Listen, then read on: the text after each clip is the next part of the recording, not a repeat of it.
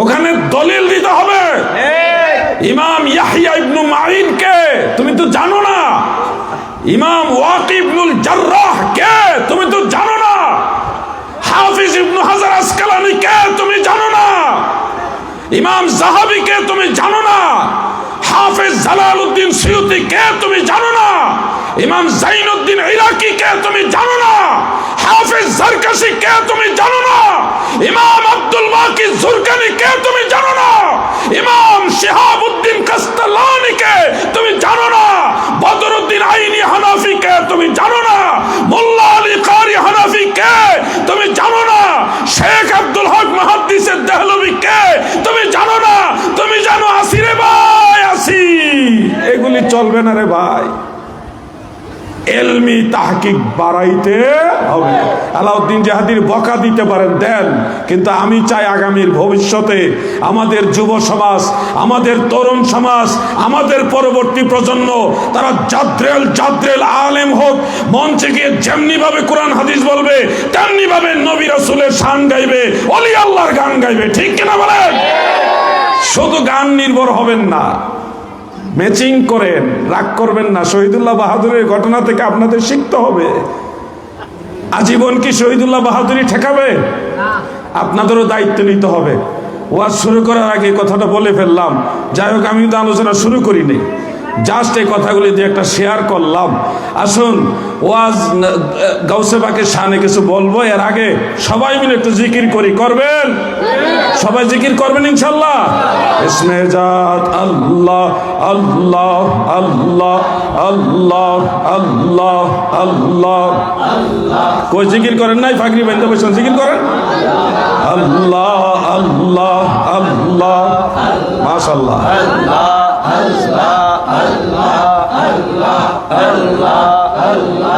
আপনারা একটু, আমি শুনি, আপনারা জিকিরটা শুনি, জিকির করে সবাই। আল্লাহ আল্লাহ আল্লাহ আল্লাহ আল্লাহ আল্লাহ আল্লাহ, মহব্বতে সবাই আল্লাহ আল্লাহ, মাশাআল্লাহ। রহমাতাল লিল আলামিন কানসেন নবী রাতর দিন, পাপি তাপি উম্মতের কারয়ন রে। আল্লাহ আল্লাহ আল্লাহ, মারহাবা। আল্লাহ আল্লাহ আল্লাহ। আমার উম্মত গুনাহগার, কে জানে হয় শেষ বিচার, মাফ করিও মাওলায় উম্মতের রহমাতাল লিল আলামিন কানসেন নবী রাতর দিন, পাপি তাপি উম্মতের কারয়ন রে। আল্লাহ আল্লাহ আল্লাহ আল্লাহ আল্লাহ আল্লাহ, জিকির করেন সবাই। আল্লাহ আল্লাহ আল্লাহ আল্লাহ আল্লাহ আল্লাহ আল্লাহ আল্লাহ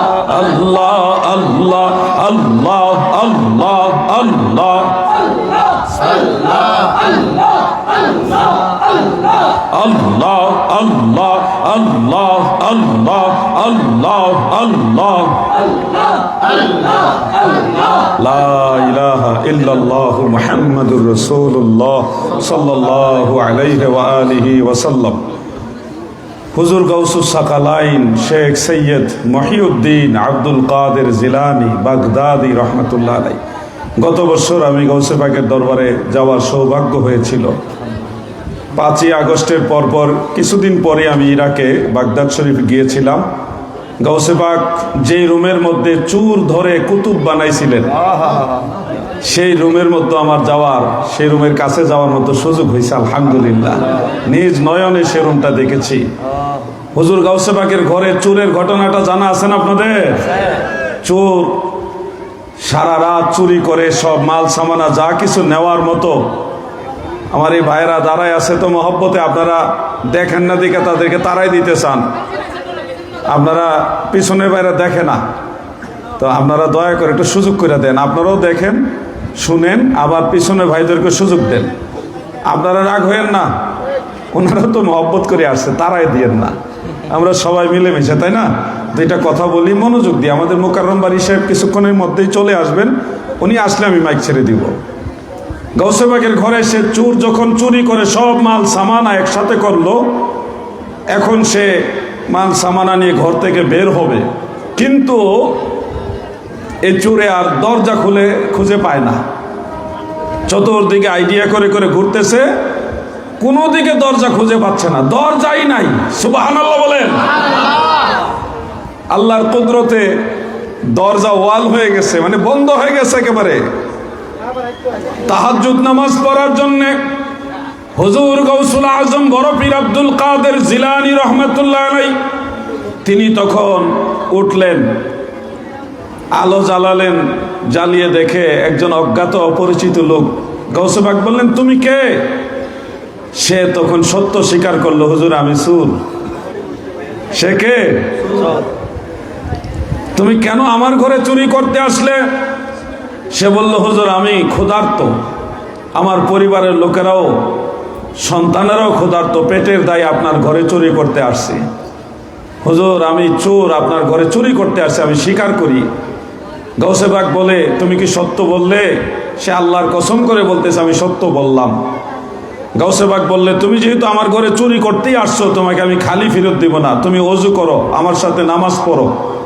ওযু করালেন, হুজুরের সাথে ওযু করায় নামাজে দাঁড়া করাইলেন, নামাজ পড়াইলেন।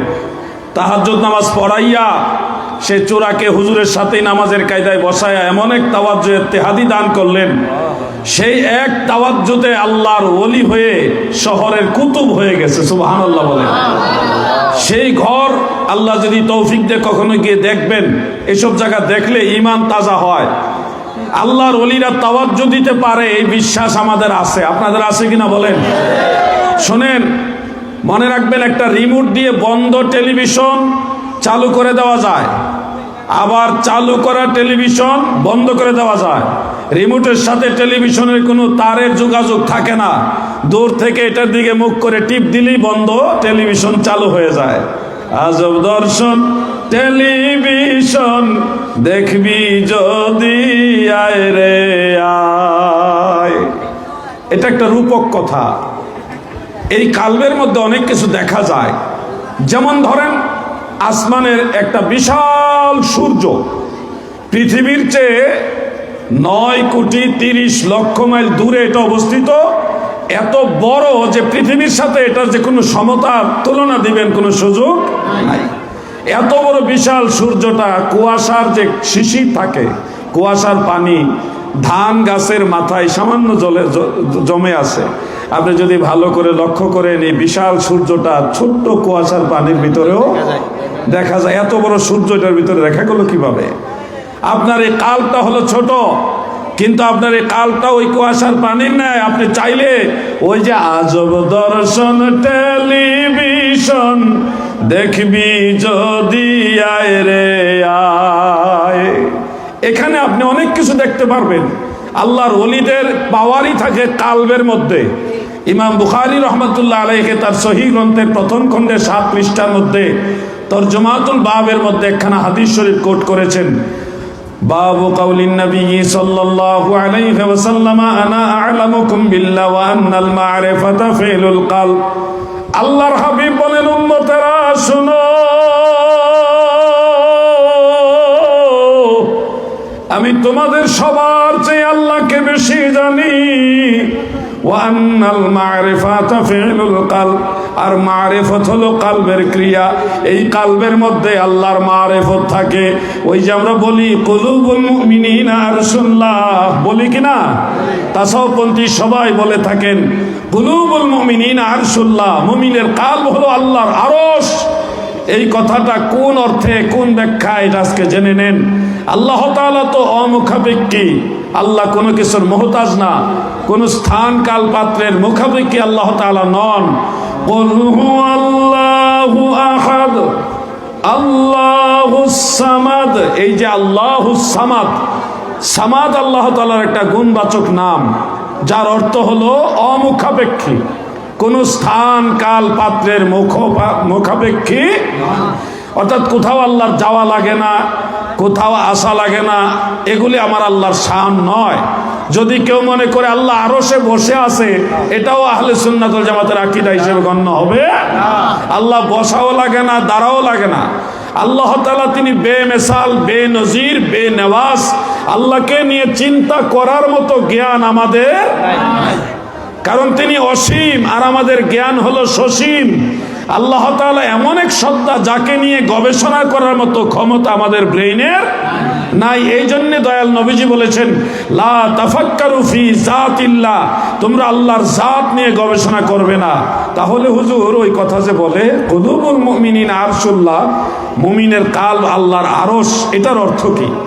এটার অর্থ হাফিজুল হাদিস ইমাম শামসুদ্দিন সাখাবী রাহমাতুল্লাহ আলাইহি মাকাসিদুল হাসানা কিতাবের মধ্যে উল্লেখ করেছেন। ইমাম ইসমাঈল আজলুনী রাহমাতুল্লাহ আলাইহি কাশফুল খাফা সেই কিতাবের মধ্যে উল্লেখ করেছেন। ইবনু মাজাহ এবং তাবারানীর মুআজামুল কবির অন্যান্য কিতাবের রেফারেন্সে সেখানে হাদিস শরীফ কোট করেছেন যে আল্লাহ তাআলার মারিফত, আল্লাহ তাআলার রহমত, আল্লাহর নিয়ামত ধারণ করার মতো ক্ষমতা কারো নাই রে। আল্লাহর মারিফত ধারণ করার ক্ষমতা আল্লাহ মুমিন বান্দার কালবের মধ্যে দিয়েছে। সুবহানাল্লাহ। পরিপূর্ণভাবে আপনি চাইলে আল্লাহর মারিফত এখান থেকে হাসিল করতে পারবেন। এটাকেই বুখারী শরীফে বলা হয়েছে ওয়া আন্নাল মারিফাতা ফাইলুল কলব। আমাদের এই আধুনিক যুগের যুবকরা অনেকে মারিফত মানে না, ইলমে আসরার মানে না, বাতিনি বিদ্যা মানে না, এমন যুবক আছে না নাই? স্কুল কলেজ ইউনিভার্সিটির ছেলেরা তারা মনে করে তরিকত তাসাউফের যে পীর মাশায়েখ তারা মারিফতের কথা বলে, ইলমে বাতিনের কথা বলে, এগুলি ভুয়া, এগুলি কোরআন হাদিসে নাই। অনেকে বলে সহিহ হাদিসে নাই। এই ধরনের কথা বলে বলে তরিকত তাসাউফ থেকে মানুষদেরকে দূরে সরানোর চেষ্টা করে। নাউজুবিল্লাহ। মনে রাখবেন ইলম দুই প্রকার। قال رسول الله صلى الله عليه وسلم العلم علمان فعلم في القلب। আমার দয়াল নবীজি বলেন ইলম হলো দুই প্রকার। একটা ইলম থাকে কালবের ভিতরে, ফাযাকা ইলমুন নাফি, এটাই হলো উপকারী ইলম। ও চট্টগ্রামের নবীর প্রেমিকারা গো,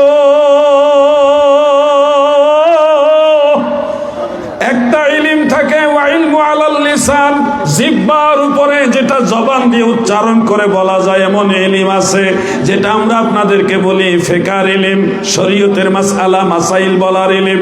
আরেকটা ইলম আছে, ওটা যদি আমরা বলি, ওইটা যদি যোগ্য ব্যক্তি যারা তারা যদি মানুষকে বলে, আল্লাহর হাবিবের সাহাবী হযরতে আবু হুরায়রা বলে, সেই ইলমটা বললে মানুষ ধরে আমার কণ্ঠ নালী কেটে ফেলবে। হাফিজ তুমির রাসূলিল্লাহি সাল্লাল্লাহু আলাইহি ওয়াসাল্লাম বিআনে। সহিহ বুখারীর জিলদ আউয়ালের মধ্যে হাদিস খানা উল্লেখ রয়েছে। তিনি বলেন আল্লাহর নবীর কাছ থেকে দুই প্রকার জ্ঞান অর্জন করেছে। এক প্রকার জ্ঞান আমি মানব সমাজে প্রচার করি, যেমন আমরা আপনাদের বলে দিচ্ছি এটা এইভাবে করবেন, এটা এইভাবে করবেন না, এটা হলো এক প্রকার ইলম। আরো এক প্রকার ইলম আছে, ওইটা যদি প্রচার করি মানুষ ধরে আমাদেরকে কণ্ঠ নালী কেটে ফেলবে। এই দুই ধরনের বিদ্যা আমার দয়াল নবী শিক্ষা দিয়ে গেছেন। আপনারা জানেন হযরতে মূসা আলাইহিস সালাম আর খাজা খিজির আলাইহিস সালামের একটা ঘটনা আছে, আছে কিনা ভাইয়া? যুবক ভাইরা কথা সারা দাও, আছে কিনা? অনেক বক্তা ভাইয়ের আবার ওয়াজটা ভিন্নভাবে করেন। মনে রাখবেন ভাই আমার, আমি তো সত্য কথাটা তুলে ধরি, যার কারণে অনেকে এই ভুল ওয়াজ যারা করছে তাদের বিরুদ্ধে চলে যায়, অটোমেটিক তখন আমার বিরুদ্ধে লেগে যায়।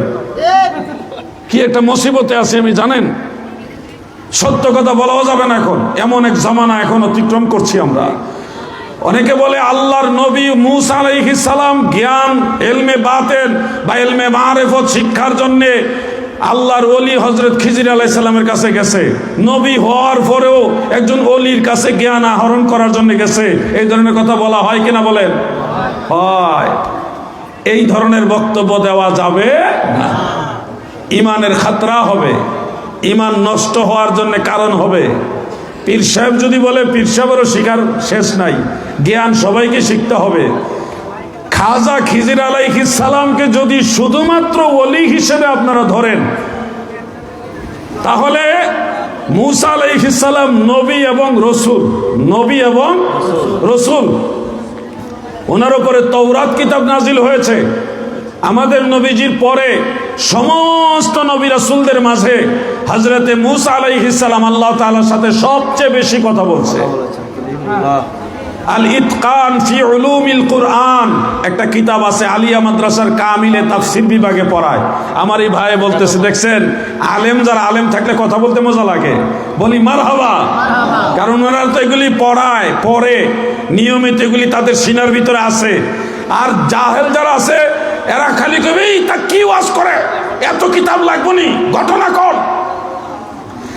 আলেম থাকলে আমরা কথা বলে মজা পাই। আল ইতকান ফি উলুমিল কুরআনের মধ্যে হাফেজ জালালউদ্দিন সুয়ুতী রাহিমাহুল্লাহ তিনি লিখেন, মূসা আলাইহিস সালাম আল্লাহ তাআলার সাথে 400 বার কথা বলছে। বলেন না কয়শো বার? যেই 400 বার কথা বলেছেন, এর মধ্যে তুর পাহাড়ে ম্যাক্সিমাম টাইম কথা বলেছেন, ওখানে আমি গিয়েছি আলহামদুলিল্লাহ। এটা ফিলিস্তিন এবং মিশরের বর্ডারে সিনাই উপত্যকার মধ্যে পড়েছে। 4 ঘন্টা লাগে ওই পাহাড়ের উপরে উঠতে। কয় ঘন্টা? আরেকটা জায়গা থেকে মূসা আলাইহিস সালাম আল্লাহ তাআলার সাথে কথা বলেছেন, ওটা হলো জর্ডান এবং ফিলিস্তিনের বর্ডারে পড়েছে। ওটা একটা ছোট্ট পাহাড়, সেখানে হযরত মূসা আলাইহিস সালাম আল্লাহর সাথে কথা বলতেন। আমি গুনাহগার, সেখানেও গিয়েছি। নকশবন্দি সাহেব এবং আগে যিনি কাশেমী সাহেব বয়ান করছে, আমরা 3 জনই সেখানে গেছি। মারহাবা বলেন। আল্লাহ যদি সুযোগ দেয় আপনারাও যাবেন। সেই মূসা আলাইহিস সালাম নবী এবং রসুল, একজন নবী এবং রসুল। তিনি একজন শুধু ওলির কাছে ইলমে লাদুন্নি শিক্ষার জন্য গিয়েছেন। এটা নবুয়ত এবং রিসালতের শানের খেলাফ, অমর্যাদা। কি মর্যাদা? অমর্যাদা। একজন মাস্টার্স কমপ্লিট করা লোক, সে ক্লাস 5 পাস লোকের কাছে গিয়ে জ্ঞান শিখতে গেছে। ওই সাবজেক্ট, যে সাবজেক্ট সে পড়ে গেছে, অর্জন করেছে, এটা আবার ক্লাস 5 পাস লোকের কাছে উনি যাবে, এটা তো মাস্টার্স পাসের লোকের অবমাননা, অসম্মান। মনে রাখবেন ভাই আমার, বন্ধুরা আমার, আকায়েদ শাস্ত্রে বিখ্যাত একটা কিতাবের নাম হলো শারহু আকায়েদে নসফি, শরহে আকায়েদে নসফি। সেই কিতাবের মধ্যে উল্লেখ, এবং শারহু ফিকহিল আকবরের মধ্যে উল্লেখ রয়েছে, ইমাম মোল্লা আলী কারি রহমাতুল্লাহ আলাইহির লেখা। সেখানে উল্লেখ, হযরতে মূসা আলাইহিস সালাম এবং খাজা খিজির আলাইহিস সালামের যে ঘটনা বলা হয়, মূসা নবী তো নবী, খাজা খিজির আলাইহিস সালামও নবী ছিলেন। এটাই জমহুরের মত, এটাই সর্বসম্মতিতে মুখতার নির্ভরযোগ্য মত। মারহাবা বলেন। খাজা খিজির আলাইহিস সালাম নবীও ছিলেন, ওলিও ছিলেন। যিনি নবী হন তিনি ওলি হন, যিনি নবী তিনি অটোমেটিক ওলি, আর যিনি শুধু ওলি তিনি কিন্তু নবী নন। মনে রাখবেন কথাগুলো। মূসা আলাইহিস সালাম একদিকে নবী, আরেকদিকে ওলি। খাজা খিজির আলাইহিস সালাম একদিকে নবী, আরেকদিকে ওলি। অতএব একজন নবী হয়ে আরেকজন নবীর কাছে জ্ঞান শিখতে গেছে, এটার মধ্যে কোনো দোষ নাই। কিন্তু একজন নবী হয়ে একজন ওলির কাছে জ্ঞান শিখতে গেছে, এটার মধ্যে নবুয়তের মর্যাদাকে ছোট করা হয়। এই জন্যে ওয়াজ শুনলে হবে না, ওয়াজ বুঝতে হবে। ওয়াজ সম্পর্কে আগে জানতে হবে। সঠিক ওয়াজ না জেনে যদি আপনি ওয়াজ করেন, আপনি নিজেও ঈমান হারা হয়ে যাবেন, আপনার সাথে যারা ঠিক ঠিক বলবে তারাও ঈমান হারা হয়ে যাবে। এই জামানাটা সেই জামানা। খাজা খিজির আলাইহিস সালাম আর মূসা আলাইহিস সালাম দুইজনের মধ্যে একটা কথোপকথন হয়েছিল যে আপনার কাছ থেকে আমি ইলমে লাদুন্নি শিখবো, আমাকে আপনার সোহবতে রাখেন। খিজির আলাইহিস সালাম বলেছিলেন, আপনি ধৈর্য ধারণ করতে পারবেন? উনি খুব জালালি ছিলেন, জালালি মেজাজের ছিলেন। খিজির আলাইহিস সালামকে আল্লাহ তাআলা আগেই জানাইছে এই বিষয়টা। তো উনি বললেন, ধৈর্য ধারণ করার চেষ্টা করবো, আপনি রাখেন। রাখার পরে দেখা গেল নদীর কিনারে গেলেন, গিয়ে দেখেন নদী পার হইবার মধ্যে ছোট্ট একটা ডিঙ্গি নৌকা আছে, একজন বা দুইজন বালক সেই নৌকার রাখাল হিসেবে আছে। তো হুজুর মানুষ, আল্লাহর নবী দেখে সম্মান করে তারা বিনা পয়সায় দুইজনকে পার করে দিচ্ছেন। ওই পারে গিয়ে, নদীর ওই পারে গিয়ে খিজির আলাইহিস সালামের হাতে লাঠি ছিল, লাঠি দিয়ে এইভাবে পার মেরে নৌকার তক্তা একটা ছোটাইয়া দিছে। এখন পানি ঢুকতে ঢুকতে নৌকা পানির নিচে চলে গেছে, কিনারেই কিন্তু নিচে চলে গেছে। মূসা আলাইহিস সালাম প্রতিবাদ করলেন যে আপনি এটা কি করলেন? এই ছেলে দুইটা আমাদের মহব্বত করে, বিনা পয়সায় পার করে দিল, আর আপনি সেই বালকদের নৌকা আপনি তক্তা ভেঙে দিলেন। এটা কেমন করলেন? খিজির আলাইহিস সালাম শর্তের কথা স্মরণ করে দিলেন, আপনাকে বলেছিলাম আপনি ধৈর্য ধারণ করতে পারবেন না, আমাকে আরেকবার সুযোগ দেন, আমি ধৈর্য ধারণ করার চেষ্টা করব। আবার সুযোগ দিলেন, সামনে গেলেন। মনে রাখবেন এই কথাগুলো, আপনারাও অনেকে জানেন কিন্তু আমি স্মরণ করাই দিচ্ছি। আরো একটু দূরে গেলেন, ক্ষুধা পেটের খিদা এটা অনুভব করলেন, এক বাড়িতে খাবার চাইলেন, কিন্তু সেই বাড়ির মানুষ বড় দুষ্ট মানুষ, এরা খাবার দিল না, পানিও দিল না, বসতেও বললো না, বড় অপমান করে বাড়িতে তাড়াই দিল। তখন খিজির আলাইহিস সালামকে, মূসা জি বলুন, এই বাড়ির একটা ওয়াল ভেঙে যাচ্ছে, আমাদের দেশের সিমেন্টের তৈরি ওয়াল না, চুন সুরকি দিয়ে একটা পাথরের উপর আরেকটা পাথর একটা লেভেল করে ওয়াল করা, এটা প্রায় অনেক দিন হয়ে যাওয়ার কারণে ভেঙে ভেঙে যাচ্ছে, পড়ে যাচ্ছে। খিজির আলাইহিস সালাম বলে, চলো আমরা এই ওয়ালটা ঠিক করে দিই। মূসা আলাইহিস সালাম একটু প্রতিবাদী হয়ে গেলেন, বললেন, কেন? এই বাড়িতে আমাদের খাইতেও দিল না, বসতেও দিল না, একটু পানিও পান করতে দিল না, তাড়ায় দিল অপমান করে, সেই বাড়ির ওয়াল ঠিক করবো কেন? খিজির আলাইহিস সালাম বললেন, আপনি তো বলেছিলেন ধৈর্য ধারণ করবেন, আপনি তো পাচ্ছেন না। মূসা আলাইহিস সালাম বলল, ঠিক আছে আমাকে আরেকবার সুযোগ দেন, এটাই লাস্ট। তখন দুইজন মিলে ওয়াল ঠিক করে আবার সামনে এগিয়ে যাচ্ছেন। যেতে যেতে পেটের ক্ষুধায় আরেকটা বাড়ির কাছে গিয়ে বললেন যে, আমরা আল্লাহর রাহে মুসাফির, আমাদেরকে সম্ভব হলে আপনারা মেহমানদারি করুন। ওই বাড়ির মানুষ ভালো, তারা খুব সুন্দর বসতে দিছে, খাইতে দিছে, মেহমানদারিও করাইছে, কিন্তু বাড়ি থেকে যাওয়ার পথে বাড়ির আঙ্গিনায় একটা ছোট্ট বাচ্চা ছিল, সেই বাচ্চাটাকে হযরত খিজির আলাইহিস সালাম তিনি পরপারে পাঠিয়ে দিলেন। এটা নিয়ে মূসা আলাইহিস সালাম এবার এত রাগ হয়েছে, বললেন যে আমি আর আপনার সাথে থাকবো না, কারণ আপনি মানুষ হত্যা করেছেন, বাচ্চা মেরে ফেলছে আর কি। তো এটা আপনারা বুঝার চেষ্টা করবেন। হুট করে এখন বললেন কেমন হইলো, এটা মানুষ মেরে ফেলছে, শুনবেন। এই মূসা আলাইহিস সালাম এটা রাগ হইলেন, রাগ হয়ে বললেন যে আমি আর আপনার সাথে থাকবো না, কারণ আপনি মানুষ হত্যা করেছেন। তখন খিজির আলাইহিস সালাম বলছিল যে আপনি যেহেতু চলেই যাবেন, জেনে যান যে কেন কেন এই ঘটনাগুলি ঘটালাম। ওই দুই বালক, একজন হোক আর দুইজন হোক, সেই বালক দুইজন আমাদেরকে বিনা পয়সায় নদী পার করায় দিলেন, তাদের নৌকার তক্তা ছুটায় দিলাম, কারণ ওই এলাকার যিনি শাসক সে বড় জালেম, কারণ নতুন নৌকা পেলে এটা জোর করে নিয়ে যায়। আমাদের বাংলাদেশেও এমন কিছু ভদ্রলোক আছে, রাতের বেলায় একলা একলা মোটর সাইকেল কিংবা একা একা কাউরে পাইলে খুব মহব্বত করে সব আতায়া নিয়ে যায়, এমন আসেনি? নাই, ইদানিং বেশি, এত বেশি ভদ্রলোক, এই গত এক বছর ধরে বেশি ভদ্রলোক বেড়ে গেছে। এত ভদ্রলোক আগে আসিল না। মনে রাখবেন, আপনাদের আর কি বুঝাবো, টুপি মাথায় দিয়া দাড়ি রাইখা তালতলা মসজিদের ইমাম সাহেব বালিশ চুরি করে, আপনাদেরকে আর আমরা কি বুঝাবো?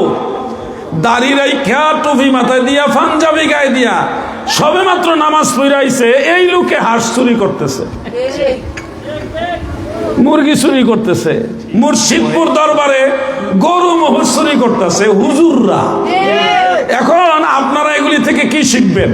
আমরা যে আপনাদের শিখাবো, শিখাইতে গেলে তো কেমন হুজুর আপনিও তো মুরগি চুরি করছেন, আপনারা মুরগি চুরি করছেন না। এখন কোন হুজুরে যে মুরগি চুরি করছে, গরু চুরি করছে, হান্ডি পাতিল চুরি করছে, এই হুজুর হলো নজদি হুজুর, নবীর দুশমন, ওলি আল্লাহর শত্রু, ঠিক কিনা বলে? হুজুরে বেশ কম আছে, হুজুরেও বেশ কম আছে। এই জন্য আপনাদের সঠিক জিনিসটা জানতে হবে, যাচাই করতে হবে।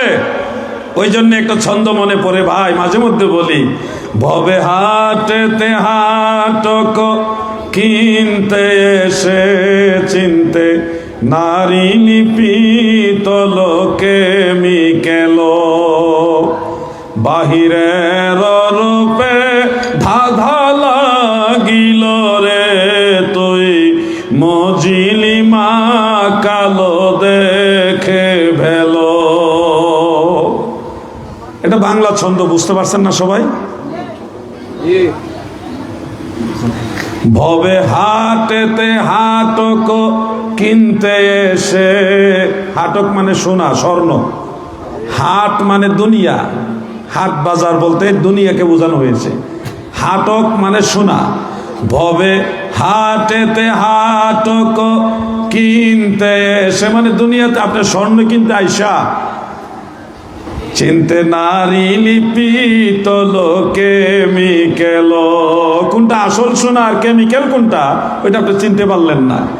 বাহিরের রূপে ধাঁধা লাগিল রে তুই মজিলি মা কালো দেখে ভেলো। ওই ওয়াহাবি হুজুর কত বড় পাগড়ি লাগাইছে চিন্তা করে, দাড়িও রাখছে, কি সুন্দর সূরা কেরাত পড়ে, এই লোকে কেমনে মুরগি চুরি করলো?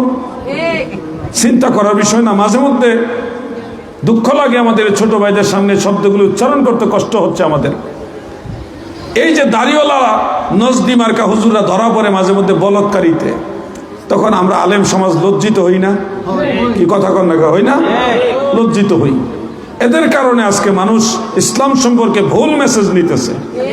আজকে একজন দুনিয়ার ক্ষমতার লোভে গদি পাওয়ার আশায় গিয়ে বলতেছে রোজা এবং পূজা দুটা মুদ্রার এপিঠ আর ওই পিঠ। আরো জবান খুলে বলেন নাউজুবিল্লাহ। রোজা একটা ফরজ ইবাদত, আল্লাহর দেওয়া বিধান। কুতিবা আলাইকুমুস সিয়াম, আল্লাহ তাআলা বলে আমি তোমাদের উপর রোজা ফরজ করেছি। মহান আল্লাহ তাআলার দেওয়া বিধানকে পূজার সাথে সে মুদ্রার এপিঠ আর ওপিঠ সাদৃশ্য করার কারণে এমনি তো সে বেঈমান হয়ে গেছে। তার নাম আর মুসলমানের খাতায় রাখার কোন সুযোগ, তার জন্য তওবা লাজেম, তওবা লাজেম।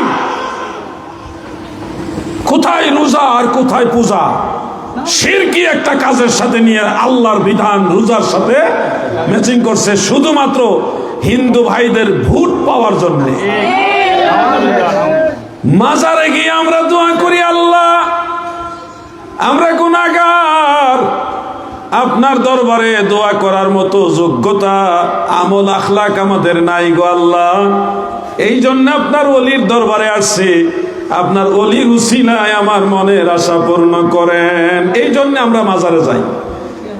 দেওয়ার মালিক আল্লাহ, আল্লাহর ওলি হলো ওসিলা।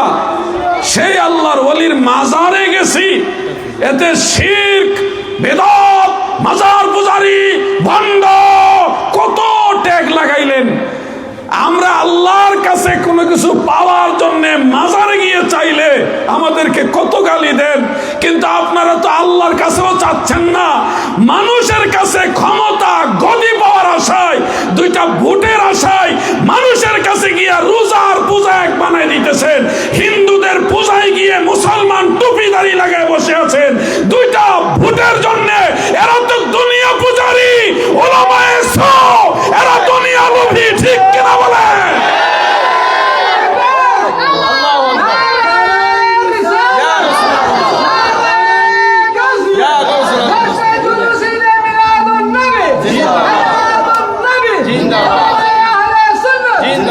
আমার ভাইরা, আপনারাই বলুন ক্ষমতা দেওয়ার মালিক কে? ক্ষমতা নেওয়ার মালিক কে? আমাদেরকে বহুভাবেই তো বলেন আপনারা যে আমরা আওয়ামী লীগের দোসর, বিভিন্ন ভাবেই তো বলেন। আমরা এইখানে শুনে ওইখানে বের করে দিই, কারণ এগুলি নিরর্থক কথা। আমরা যদি সামান্য, প্রত্যেক সরকার থাকলে তার দুই একটা ভালো জিনিস নিয়ে আলোচনা করতে হয় উৎসাহের জন্যে। আমার আগের বক্তাও তো কিছু বিষয় নিয়ে পজিটিভলি বর্তমানের সরকারের বা বিভিন্ন দলের প্রশংসা করেছেন। কিছু জিনিসের প্রশংসা আমরা যদি করি 2 আনা, যারা আমাদেরকে ট্যাগ লাগাচ্ছে তারা তো 16 আনা করছে। তারা প্রকাশ্যে দিবালোকে হাজার হাজার মানুষের সামনে বলছে 14 গোষ্ঠী আওয়ামী লীগ, 14 পুরুষ। কি বলে নাই ভাই? তারা এখন হয়েছে, তারা হয়েছে হক্কানি, আমরা হয়েছি ফেসিস্ট। কি আজীব দুনিয়া রে ভাই। এজন্য বলছি নিন্দাচার করবেন না। ক্ষমতা দিবে আল্লাহ, নিবেও আল্লাহ। আমরা সুন্নিরা কখনো ক্ষমতার পিছনে দৌড়াইছি না। চট্টগ্রামের আহলে সুন্নাহ ওয়াল জামাতের যত নেতৃবৃন্দ আছে তারা ক্ষমতার পিছনে দৌড়াইন না লোক না।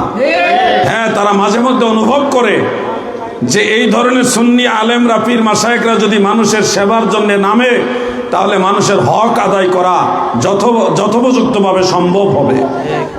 কিন্তু ওই যে রোজার পূজা বানায় এক, এদের কাছে যদি ক্ষমতা যায় এরা কি করবে?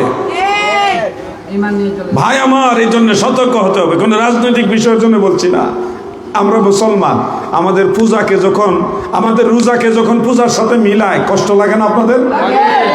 এই জন্য একটু কথা বলতে হয়, প্রতিবাদ একটু করতে হবে। এটা ইমানি প্রতিবাদ, কোন রাজনৈতিক দৃষ্টিতে না, এটা ইমানের দৃষ্টিতে। আল্লাহর বিধানকে কখনো মূর্তি পূজার সাথে ম্যাচিং করা যাবে না। প্রিয় যুবক ভাই আমার, আপনাদেরকে অনুরোধ করি, মাহফিলে এসেছেন, এখানে আসাটা আপনাদের অনেক বড় ফজিলত হবে, অনেক বড় উপকার হবে, দুনিয়া এবং আখিরাতে এটার ভালাই নসিব হবে। কিন্তু মাহফিলে এসে কালকে যদি আবার পূজায় যান তাহলে কিন্তু আপনি দুধ আর পেশাব এক জায়গায় করে ফেললেন। বুঝতে পারছেন নাকি বুঝাইতে চাচ্ছি? মাহফিলে যাবেন, মসজিদে যাবেন, মাদ্রাসায় যাবেন, ধর্মীয় ইসলাম ধর্মীয় যত যে কোনো নেক মজলিসে যাবেন, কিন্তু আপনি যদি এটার পাশাপাশি আবার পূজায় যান তাহলে তো আপনি তালে গুলে তালে একবারে মিশাই ফেললেন। আপনি পূজায় যাওয়া যাবে না। যারা পুলিশ প্রশাসন রয়েছেন তারা রাষ্ট্রীয় দায়িত্বে আছেন, তাদের বিষয়টা ভিন্ন। আপনার বিষয় আর পুলিশ প্রশাসনের বিষয় এক না। আপনি মূর্তি পূজায় যেতে পারবেন না।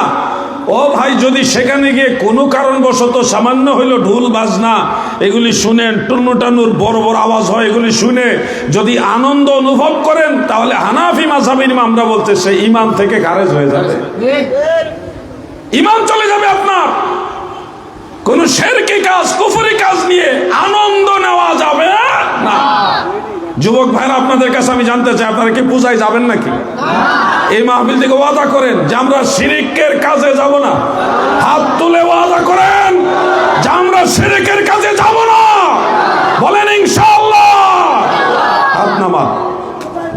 যুবক ভাইদেরকে বলছি, এগুলি এই সময়ের জন্য ওয়াজ, এই সময়টা আমার জরুরি দরকার। আর যুবকদেরকে আরেকটা কথা বলি, তোমাদের ঈমান নষ্ট করার জন্য চতুর্মুখী ফিতনা গ্রাস করছে, তোমাদেরকে বিভ্রান্ত করার জন্য ফিতনা গ্রাস করছে, এগুলি থেকে সতর্ক থাকতে হবে। যদি ঠকিতে না চাহো হাটে সে বস, পীরের নিকট যে ঘেসে, হৃদয়াক সেই মহা উপদেশে, মনে মুখে মুহাম্মদ শব্দ বলো। আমার পীর কেবলা জান হুজুর এই ছন্দগুলি গাইতেন। কামেল পীরের সহবতে গিয়ে বসবেন, হক্কানি রব্বানি মুর্শিদে বরহক যারা আছে তাদের কাছে গিয়ে বসে থাকবেন, তাদের জবান থেকে দুইটা কথা শুনবেন, তাদের সাথে নামাজ আদায় করবেন, হক্কানি আলেমদের সাথে নামাজ পড়বেন, তাদের সাথে জিকির করবেন।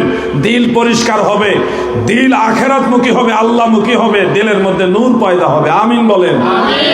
যদি জোড়াইতে চাহ মর্ম জ্বালাব, বাড়ি দিতরিতে চাহ ভেলা, মনে সাধ মিটা ইয়া বেলা, গাহ গাহ মুহাম্মদ সাল্লে আলা, আল্লাহুম্মা সাল্লে।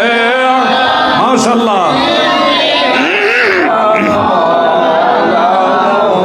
মুহাম্মদ ওয়া আলা আলি, সবাই পড়েন না?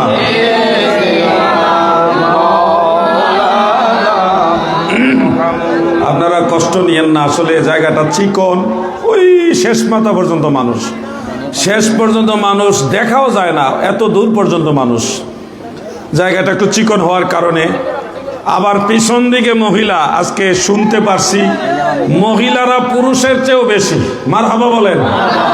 এতে এই জিনিসটা একটা এই এলাকার ঐতিহ্য হিসেবে দাঁড়িয়েছে। আমাদের বেলাল ভাই এই যে এক কালারের পাঞ্জাবি, সব আবার কোটিও লাগাইছে, কি যে সুন্দর লাগে, সব নওয়াব আলী খান সাহেব, মাশাআল্লাহ দেখতে খুব সুন্দর লাগে। কোটি এবং পাঞ্জাবি, সব মাহফিলে পাঞ্জাবি ব্যবহার করে কিন্তু কোটি ব্যবহার করে না। এখানে এসে দেখলাম পাঞ্জাবিও কোটিও, জিনিসটা দেখতে একটা সুদর্শন এবং একটা সৌন্দর্য বৃদ্ধি করে। তো এই যে যুব সমাজ এই আয়োজনটা করলো, এইদিকেও মানুষ ওইদিকেও মানুষ, ওই পিছন দিকেও মহিলা, এটা এই এলাকার জন্য প্রায় 35 বছরের বেশি নাকি 26 বছর, 26 বছর যাবত এই মাহফিলটা চলতেছে। তাহলে এটা এই এলাকার একটা ঐতিহ্য না?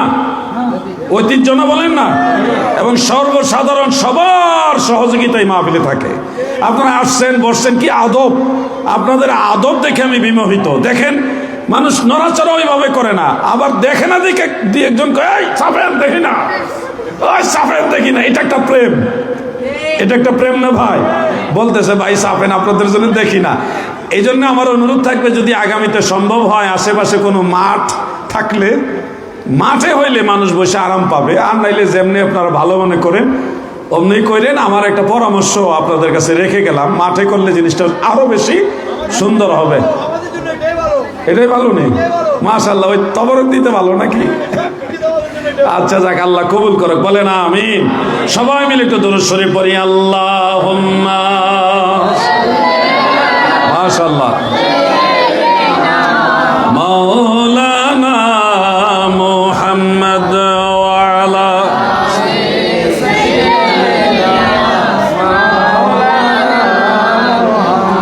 যুবক ভাইয়েরা আমার, আপনাদের চতুর্দিকে ফিতনা গ্রাস করে আসতেছে, এত পরিমাণ ফিতনা আসতেছে গো, আপনারা ঈমান বাঁচাবেন কিভাবে? এই জিনিসটা নিয়ে আমি খুব টেনশন করি। আপনাদের নিয়ে যখন ভাবি, যখন চিন্তা করি, তখন আমার ভিতরে খুব একটা অশান্তি বিরাজ করে যে আমাদের সময়টা তো একরকম গেছে, আপনাদের সময়টা, আমাদের পরবর্তী প্রজন্মের সময়টা আরো কঠিন একটা সময় আসতেছে। দুনিয়া দুনিয়া করতে করতে মানুষ ধর্মকর্ম ভুলেই যাচ্ছে, ভাই ভাইয়ের হক নষ্ট করতেছে, প্রতিবেশী প্রতিবেশীর হক নষ্ট করতেছে, আল্লাহ রসুলের ভয় অন্তরে একেবারে নাই বললেই চলে। অথচ ইসলাম কি বলে? পরের হক, একটা সুই যদি আরেকজনের কাছ থেকে আপনি নিয়ে যান, মৃত্যুর আগে সুইটা না দেন বা তার মূল্য না দেন, তাহলে আসরের ময়দানে এই এক সুইয়ের কারণে আপনি জাহান্নামে যাবেন। যতই নামাজ পড়েন আর রোজা রাখেন, কি হবে জানেন? আমি বোঝানোর জন্য একটা ঘটনা রূপক ভাবে তুলে ধরি। আপনাদের এলাকায় ছোট দোকান আছে না? ছোট দোকান, বাড়িতে হঠাৎ মেহমান আসছে, তাড়াতাড়ি করে গিয়ে বলছেন, আব্দুর রহমান ভাই মশার কয়েল দেন। তো উনি, একটা মশার কয়েলের দাম কত? আচ্ছা 5 টাকা, কম দামিটা 5 টাকা, একটু ভালো হইলে 10 টাকা। আচ্ছা 10 টাকারটাই ধরলাম। 10 টাকার মশার কয়েল নিয়ে আসলেন, বললেন ভাই একটু পরে দিতেছি, এখন ভাঙতি নাই বা সাথে পরে দিতেছি, মেহমান আসছে, তাড়াহুড়া করে চলে গেছে। আপনার প্রয়োজন সেরে নিয়েছেন, পরের দিন দোকানে গেছেন, মানুষের সামনে উনি দোকানদার আপনাকে সম্মান করে টাকাটা চায় নাই, 10 টাকা চাইলে লজ্জা, মানুষের সামনে শরম দেয় নাই। আপনারও খেয়াল নাই, ওনারও খেয়াল নাই, উনিও চাইবে বলে ভুলে গেছে, আপনিও দেন নাই। এক পর্যায়ে আপনিও দুনিয়া থেকে চলে গেছেন, ওই দোকানদারও চলে গেছে, দুজনই মারা গেছেন। হাসরের ময়দানে কি হবে জানেন? আপনার এই মশার কয়েলের উদাহরণ দিয়ে বলতেছি। আপনি হজ করেছেন, উমরা করেছেন, বছর শেষে যাকাত দিয়েছেন, আপনি 5 ওয়াক্ত নামাজ পড়েছেন, জিকির আজকার করেছেন, ওয়াজ মাহফিলে গিয়েছেন, নবীর দুরূদ পড়েছেন, অনেক দোয়া মুনাজাত ইস্তেগফার করেছেন, তাসবিহ তাহলিল করেছেন, মাঝে মধ্যে তাহাজ্জুদ নামাজও পড়েছেন, ইশরাকের নামাজ পড়েছেন, চাস্তের নামাজ পড়েছেন, কত নেক আমল করেছেন। এই সবগুলি মিজানের পাল্লায় ওজন দেওয়া হবে। ওজন দেওয়ার পরে আপনার সওয়াবের পরিমাণ বেশি হবে, গুনাহ কম হবে। ফেরেশতারা তখন আপনাকে জান্নাতের দিকে নিয়ে রওনা দিবে। কিন্তু ওই যে মশার কয়েলের দোকানদার আব্দুর রহমান মিয়া আপনার সামনে এসে দাঁড়ায় বলবে, হাজী সাহেব দুনিয়াতে মনে ছিল না মশার কয়েলটার দাম তো দিলেন না, আমি তো এটা পাওনা রয়ে গেছি, আমার হক দিয়ে দেন। ফেরেশতারা আপনাকে আর জান্নাতে দিবে না, ওখানে আটকায় দিবে। আপনি ওনার পাওনা মিটমাট করেন, আল্লাহর তরফ থেকে ফয়সালা হবে, পাওনা মিটমাট পাঠ না করা পর্যন্ত জান্নাতে প্রবেশ করা যাবে না, কারণ পরের হক আমার আল্লাহ ক্ষমা করবে না। এটা বান্দার হক, বান্দা ক্ষমা করতে হবে। এখন আপনি জান্নাতে যাওয়া বন্ধ, হাজী সাহেব বহু নেক আমল, তারপরে জান্নাতে যাওয়া বন্ধ, যেতে পারবেন না, আটকাই দিবে। তখন ওই পাওনাদার বলবে আমার এই 10 টাকার বিনিময়ে আমার যা প্রয়োজন তা দিতে পারলে তুমি যেতে পারবে। কি প্রয়োজন? পাওনাদার দেখবে তার কতগুলি নেকি হইলে সে জান্নাতে যেতে পারবে। সে চাইবে হয়তো 12 আনা, আপনার 16 আনা নেক আমলের 12 আনাও চাইতে পারে, 16 আনা আমলের 8 আনাও চাইতে পারে। এখন তো যুবকরা আনা বুঝে না, পার্সেন্ট বুঝে। 100% আমলের মধ্যে 75% আমল চাইতে পারে বিনিময়ে, 10 টাকার বিনিময়ে, কারণ তার এটা দরকার। আপনি টাকাও দিতে পারবেন না। যদি 50% চাই তাও দিতে হবে, যা চাইবে সেটা দিতে আপনি বাধ্য। দেওয়ার পরে আপনার আমল থেকে নেকি কমে যাবে। এখন আবার আমল নামা মাপ দিবে। দেওয়ার পরে সওয়াব আগের চেয়ে কমে গেছে না, এবার সওয়াব তো কমে গেছে, গুনাহ তো আছে আপনার। মাপ যদি দেখা যায় গুনাহ বেশি, এত হজ করার পরেও, এত জাকাত দিয়া, এত কিছু আমল কইরা, ওয়াজ মাহফিল জিকির আজকার 5 ওয়াক্ত নামাজ, তাহাজ্জুদ নামাজ, এশাকে নামাজ, চাস্তে নামাজ, আওয়াবিন নামাজ, এত নামাজ পড়ার পরেও দেখা গেছে সব লয়ে গেছে ওই কয়েলের দোকানদার আব্দুর রহমান নিয়ে আপনার এই 10 টাকার কয়েলের বিনিময়ে, বাকি গুনার গাঁটটি নিয়ে আপনি মিজানের পাল্লায় ধরা খায়া এবার আপনি জাহান্নামের দিকে রওনা। এরকম বিপদে নিশ্চয়ই আপনারা পড়তে চান? চান না? সত্যি করে বলেন, চাননি? তাহলে আপনারা শিক্ষা নেন। আমি কিভাবে আপনাদের বুঝাবো? প্রত্যেককে আল্লাহ তাআলা জ্ঞান দিয়েছেন, প্রত্যেককে জ্ঞান দিয়েছেন, ওইভাবে আপনারা নিজেদেরকে তৈরি করেন। আল্লাহর দোহাই, পরের হক আল্লাহ মাফ করবে না। ও ভাই আমার, আগে যারা পাওনাদার ছিল তাদেরকে পরিশোধ করেন, মৃত্যুর আগে এগুলি পরিশোধ করেন। নিঃশ্বাসের বিশ্বাস নাই, সাধের জীবন হেলাই হেলাই চলে যাইতে লাগিল, সাধন ভজন গুরু ভক্তি কিছুই নাহি হইল, রং তামাশাই দিন কাটাইলা, রং তামাশাই দিন কাটাইলা, মায়ার জালে পড়িয়া, ডুবল বেলা দেখনা চাহিয়া, অবুঝ মন আমার ডুবল বেলা দেখনা চাহিয়া। আপনাদের চট্টগ্রামে রাতের বেলায় মাছের গাড়ি যায় না? মুরগের গাড়ি যায় না? মুরগ মুরগির গাড়ি যায়, মাছের গাড়ি যায়। প্রায় সময় হয়তো রাস্তার মধ্যে একটা মুরগি পড়ে আছে বা একটা মাছ পড়ে গেছে, এরকম অনেক সময় পান। রাস্তায় কিছু টাকা পড়ে আছে পাইছেন, কিছু অলংকার পড়ে এসে পাইছেন, কোরায় নিছেন আর কি। এরকম হয় না ভাই? কি হবে আপনার জানেন? আপনার বিধান কি? আপনি যে রাস্তা থেকে একটা মাছ নিলেন, একটা মোরগ বা একটা মুরগি অথবা কিছু টাকা, কিছু ধন সম্পদ, অলংকার রাস্তা পরে আছে, আপনি তুলে নিলেন। আপনার বিধান কি? ইসলাম কি বলে আপনার ব্যাপারে শুনুন।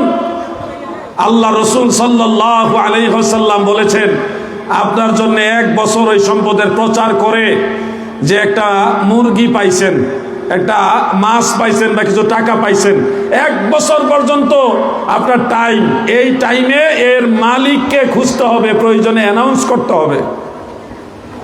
1 বছরের ভিতরে যদি সেই মালিক খুঁজে পাওয়া যায়, তাহলে যথাযথ সম্মানপূর্বক এই জিনিসটা তার মালিকের কাছে ফিরিয়ে দিতে হবে। এর বিনিময়ে কোনো কিছুই আপনি চাইতে পারবেন না। যদি 1 বছরের মধ্যে মালিক খুঁজে না পান, তখন 2টা মাসআলা। একটা মাসআলা হলো, মনে রাখবেন কথাগুলি, বুঝতেছেন না আপনারা? একটা মাসআলা হলো, যদি আপনি নিজেই ফকির হন, একেবারেই দরিদ্র হন, ওই 1 বছর পরে এই জিনিসটা আপনার জন্য হালাল হয়ে যাবে, আপনি খাইতে পারবেন। এর আগে না, এর আগে না। আর যদি আপনি গরিব, একেবারে হত দরিদ্র না হন, তাহলে 1 বছর পরে যেই লোকের জিনিস হারাইছেন তার পক্ষ থেকে এটা গরিব মিসকিনকে সদকা করে দিতে হবে। আপনি খাইতে পারবেন না, রাস্তায় কুড়িয়ে নেওয়া মুরগ মুরগি আর মাছ, টাকা পয়সা কিংবা যে কোনো মূল্যবান দ্রব্য সামগ্রী কোড়ায় যে নিচ্ছেন, নিজের ঘাড়ে নিজে একটা বিপদটাই না আনলেন। কিন্তু আমরা তো এগুলো চিন্তা করি না। কত মুরগি খেয়ে ফেলছেন, কত মাছ খেয়ে ফেলছেন, কত টাকা কত থেকে পাইছি, হুজুর খাইয়া লাইছি, কি করতাম। এমন ঘটনা ঘটছেনি বাংলাদেশে না? অজস্র বেহিসাব। মসজিদের দান বাক্সের টাকা পর্যন্ত চুরি করে খাইছেন। কত ঘটনা মানে বলার অপেক্ষা রাখে না। আমি আপনাদেরকে বলে দিই, সেই সময় কি করবেন? আমার দায়িত্ব এগুলি বলে দেওয়া, এই আলেমদের দায়িত্ব। যদি আপনারা না মানেন, আমাদের কিছু করার নাই, আমরা এটার জন্য আল্লাহর কাছে আসামি হব না। কিন্তু আমরা বলে দেওয়ার পরে আপনারা না মানলে আমরা আল্লাহর কাছে মুক্ত। আপনারা না মানলে আপনারা বিপদে পড়বেন। আপনারা কি কথাগুলি শুনতেছেন মনোযোগ দিয়ে?